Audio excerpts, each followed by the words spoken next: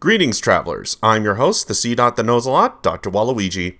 Well, with the Halloween season upon us, as well as this month being my 4th year anniversary, I thought it would be fun to go back to my favorite survival horror video game franchise, Fatal Frame. I talked about the first game and how it got me into the survival horror genre, but when it comes to the later games, I never got around to checking them out until much later in my life. Mostly due to the high prices of the games, and that the last 2 games weren't released to the West until the last 2 years. But with that said, let's dive into the next chapter of the Fatal Frame series, Fatal Frame 2 Crimson Butterfly.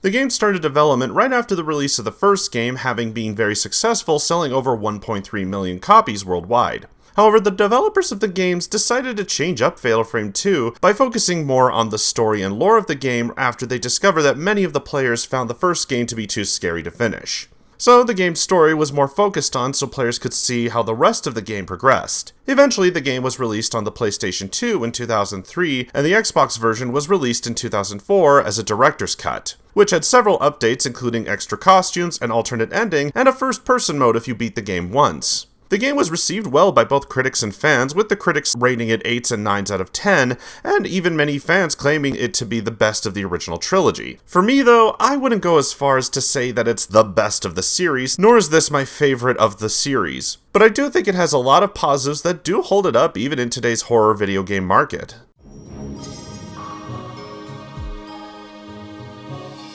The game has no connection to the first one and follows a different set of characters. This time we follow a pair of twin sisters named Miyu and Mayu who are visiting their favorite childhood spot in the fictional region of Minakami before it's destroyed by the construction of a new dam. However, Miyu notices that Mayu starts chasing after a red butterfly and thus leads the two into Minakami Village, where the villagers are forced to relive the same events of their lives because of a botched ritual they try to perform. Can Miyu and Mayu escape from the village, or will they become trapped in the lost village for all eternity?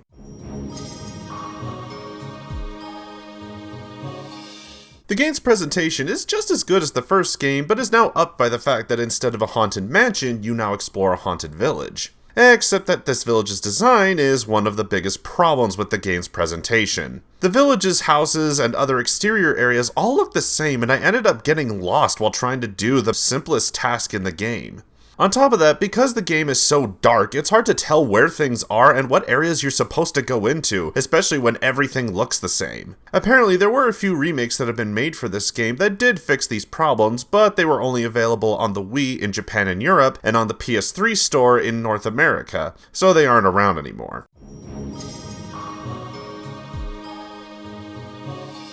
While the presentation is lacking in this game, I will say that the gameplay is where it shines. Much like the previous game, you control Miyu as you travel around the lost village looking for Mayu as you try to survive your way through the tormented ghosts of the village. The only differences between the two games are that instead of listening to tapes found around the mansion of the first game, in this game you find several diaries and journals of others who came to the village before but are now trapped in the village forever. But probably the biggest change is the different versions of the camera obscura. The first game's camera obscura was fun to use, but it was difficult to get the best attacks or even the fatal frames. So the creators of this game decided to make it easier to get those attacks by making the center ring have a meter to show you the best moments to get a fatal frame. This never bothered me though, as I found it was easy to use the first game's camera just fine, though I can understand why newer players would find the first game's weapon to be difficult to use for the bad timing.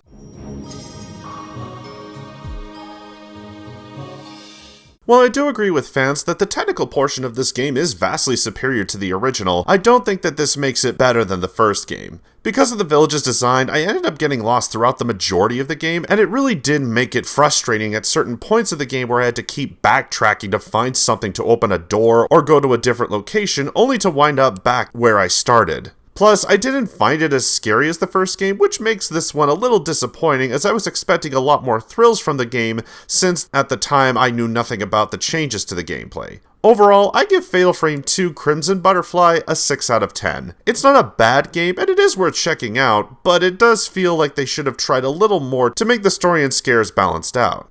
Thanks for watching, I'm Dr. Waluigi, and remember, don't judge a book by its cover because you'll never know what's inside. Good night, everyone.